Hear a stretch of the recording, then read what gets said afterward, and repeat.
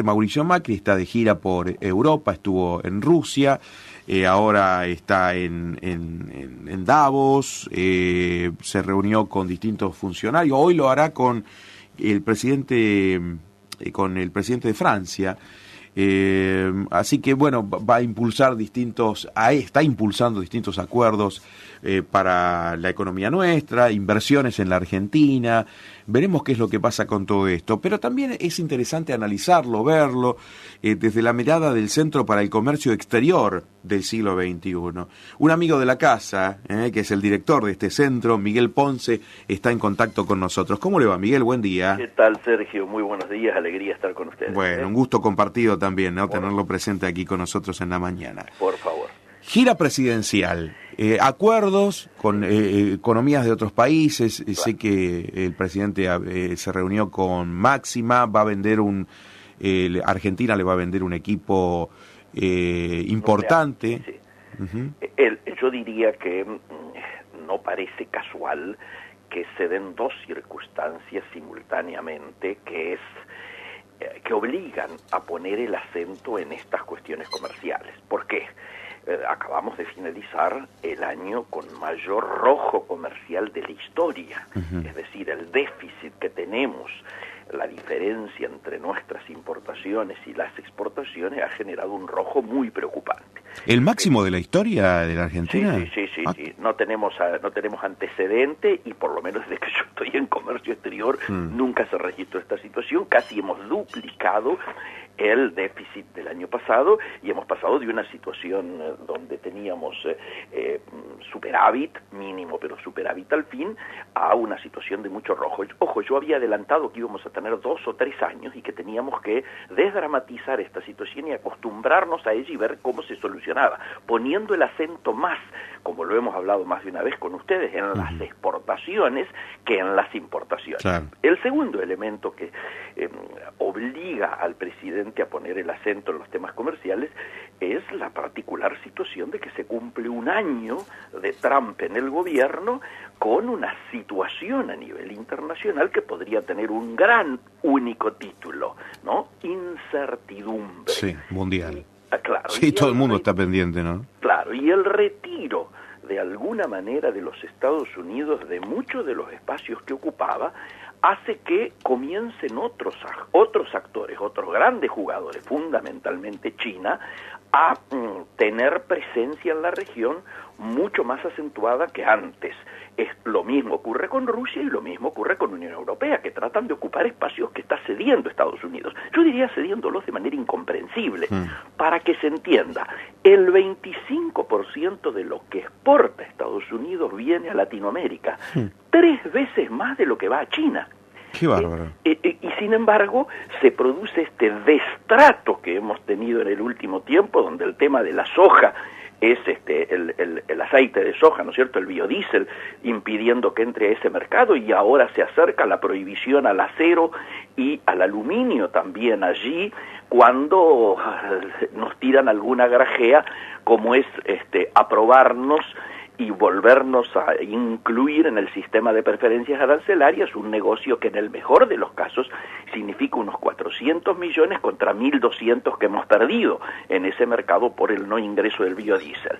En este marco, la gira del presidente, obviamente, primero en Rusia, luego en Davos y hoy en Francia, posiblemente el de hoy sea el capítulo más trascendente para nosotros, estuvo muy puesto en ver de qué manera mejoramos nuestra participación en el comercio internacional. Más allá de Estados Unidos, claro. Mucho más allá de Estados Unidos. Eso implica una diversificación ante esta situación de dureza que ha llegado inclusive hasta, yo diría, la mala educación, por decirlo suavemente, que siendo Argentina anfitrión del G20, el delegado de los Estados Unidos venga y nos cachetee en público y 48 horas después nos ponga los terribles aranceles que le puso al biodiesel, ¿no es cierto?, para nuestras exportaciones hacia ese país. Entonces, volvamos a la gira. En la gira, entonces, en Rusia se ha puesto muy fuertemente el acento en vender productos de nuestro complejo agroindustrial. Se va a abrir una agregaduría comercial de agroindustrias para incentivar nuestras exportaciones, que de por sí nosotros tenemos balanza favorable con Rusia, pero podríamos duplicar o triplicar los montos que hoy están involucrados en nuestro intercambio. Miguel, a Rusia puntualmente, ¿qué se le puede vender más allá de la carne, que es el producto de cabecera? Paradójicamente, podemos aumentar algo en lo cual Rusia es el líder en términos de nuestras exportaciones, a donde más exportaciones de maquinaria agrícola estamos exportando es a Rusia. Entonces, Rusia tiene un campo muy amplio por su extensión territorial y porque el desarrollo, diríamos, agropecuario es fuerte. Le podemos vender el doble y el triple de lo que le estamos vendiendo en maquinaria agrícola.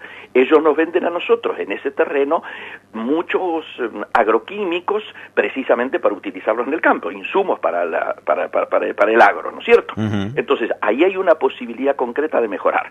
Hay acuerdos con algunas de las empresas más importantes que ya están trabajando inclusive con la Facultad de Ingeniería de la Universidad de Buenos Aires, Gazprom y algunas otras.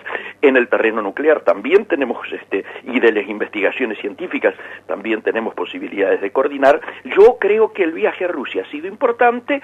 Rusia, obviamente, en términos políticos, hemos mejorado una situación porque Rusia ahora explícitamente va a apoyarnos en el tema Malvinas, pero también va a apoyarnos, y lo dijo explícitamente Putin, en la agenda que Argentina, como presidente del G20, está impulsando, por lo menos en esta reunión de Davos y en todo lo que va a ser la gestión de este año, en el cual el primer presidente latinoamericano que preside el G20 obviamente le corresponde a Argentina. Claro. Estos son avances en lo político. Sí, bueno, también en lo político fue un avance muy importante porque habíamos empezado,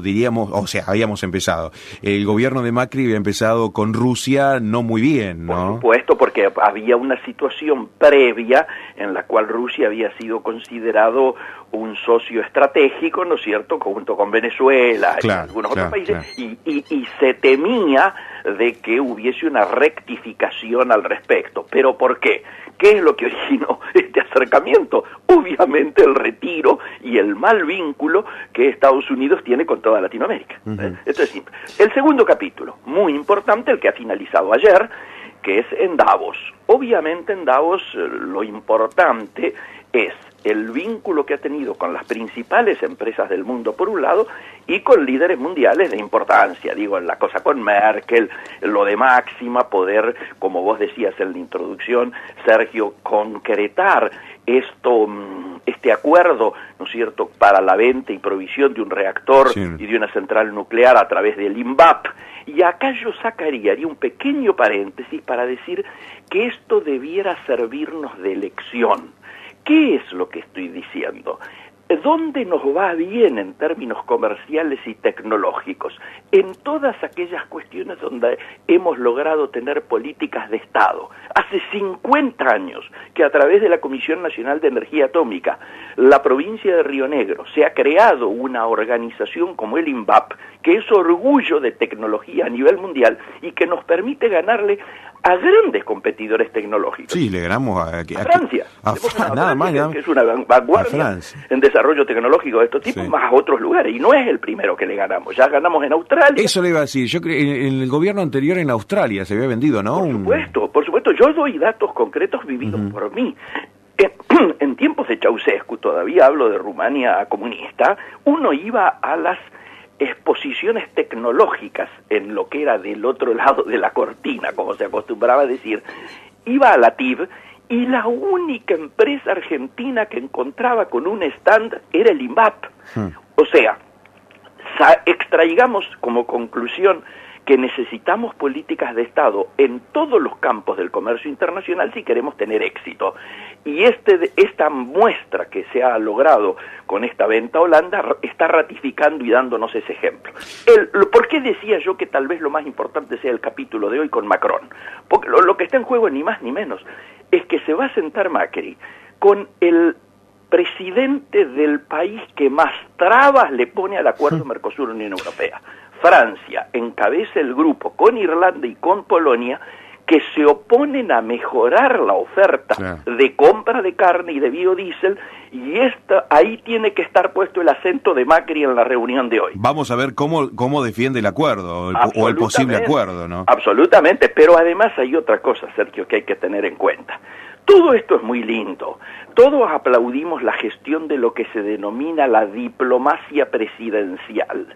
Pero si después atrás no hay una estructura técnica que soporte esto, que permita que se hagan todos los deberes, que avancen con mucha, yo diría, profesionalismo. Y se nos viene todo en contra. Se nos termina yendo todo en contra. Todo en contra, el caso de nuestro vínculo con los Estados Unidos es el mejor ejemplo.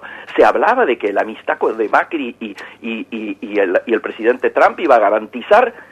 Nada, no ha garantizado nada. No hubo ni lluvia de inversiones. No, eso lo iba a decir. Pero claro. ¿Qué pasa con la lluvia? A partir de esto, de esta visita, de esta gira presidencial de la que estamos hablando, que está en este momento realizando por Europa Macri, habrá, no sé si una lluvia de inversiones, pero ¿se puede abrir un panorama distinto de inversiones para la Argentina? ¿Lo podemos ver como...? Sergio, si transitamos el mismo camino que hemos transitado hasta ahora, vamos a obtener los mismos resultados que hemos obtenido hasta ahora. ¿A qué me refiero?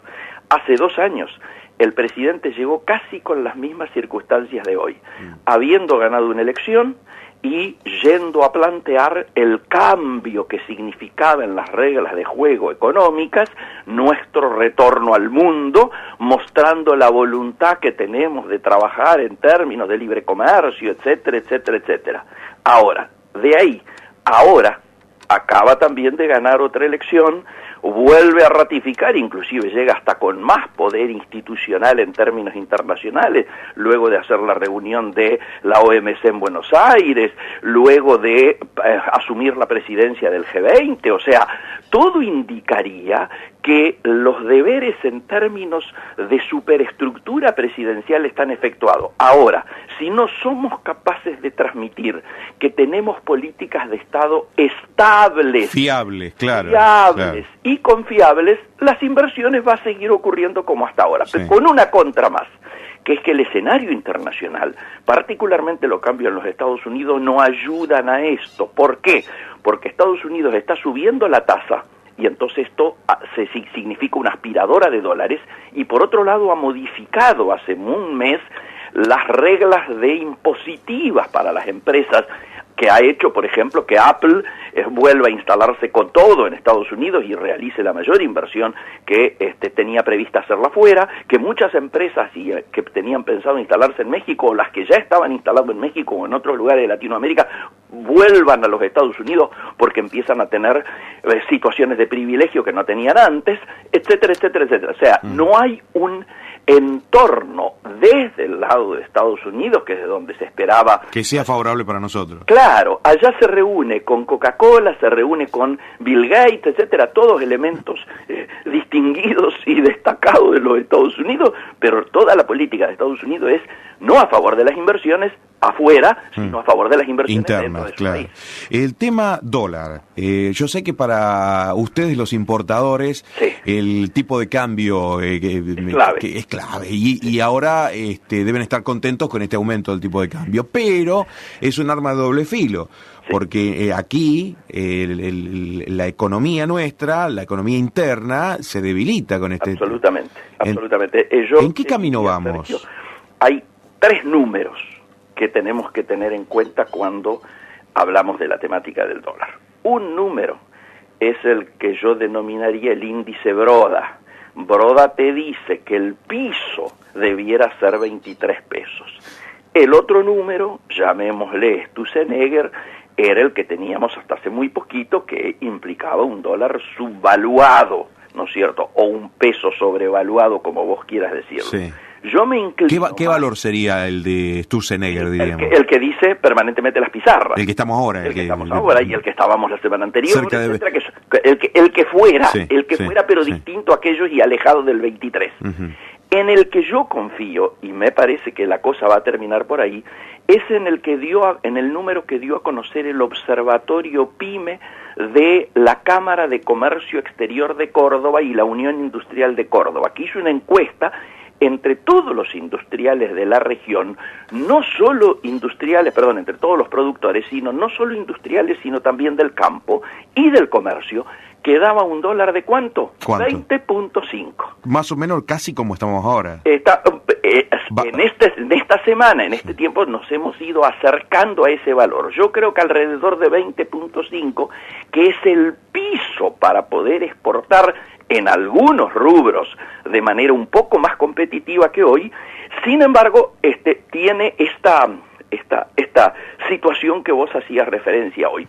Dólar atado a inflación y atado a tasa de interés es un combo que hay que manejar con muchísimo equilibrio. Hay que ir con pie de plomo. Absolutamente. Porque fíjese, estábamos hablando, el gobierno había salido a hablar de una pauta inflacionaria para el año inferior al, bueno, por el orden del 12%. Tuvo que corregirla al 15%. Y ahora ya no habla de ese 15%, sino que cuando se refiere a las paritarias dice que, bueno, son libres, ¿no? Ya... Y además los analistas privados, ninguno reconoce que se pueda lograr el 15. No, ahora, como estamos planteados, estamos lejísimos, casi es un sueño inalcanzable.